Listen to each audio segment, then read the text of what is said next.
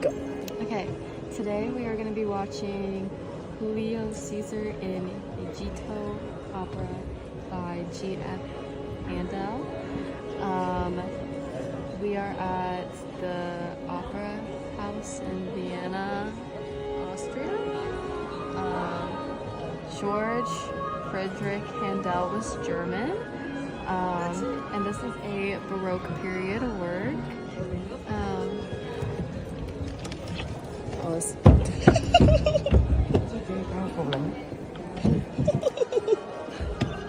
Okay. Play. Okay.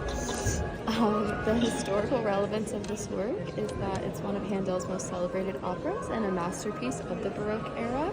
It premiered in 1724 and was a big success, and it really helped to establish his reputation in the London opera scene.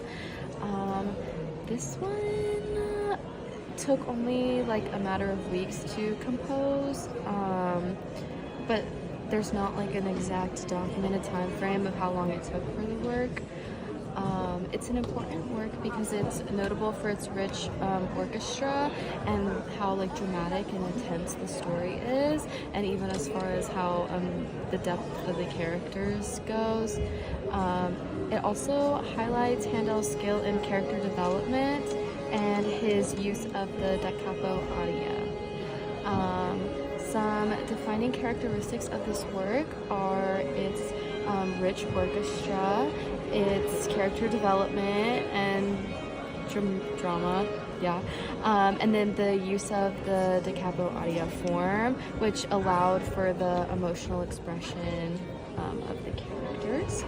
And then the historical contributions of the artist are that he was a key figure in the Baroque period, and he really influenced the development of opera.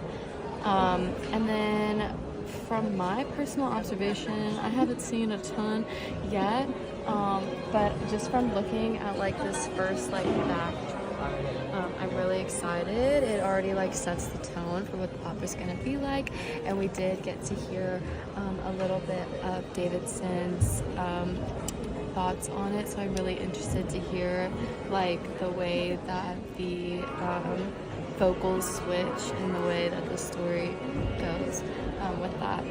And then I chose this because I think it's a really interesting art form. We've been looking at a lot of like actual art pieces and sculptures, things that are a lot more tangible, and this as something you have to watch and view, and as a performance I think is really interesting. And then my fun fact is that Handel reused some of the music from this opera in his later works, which was a common practice at the time known as self-borrowing.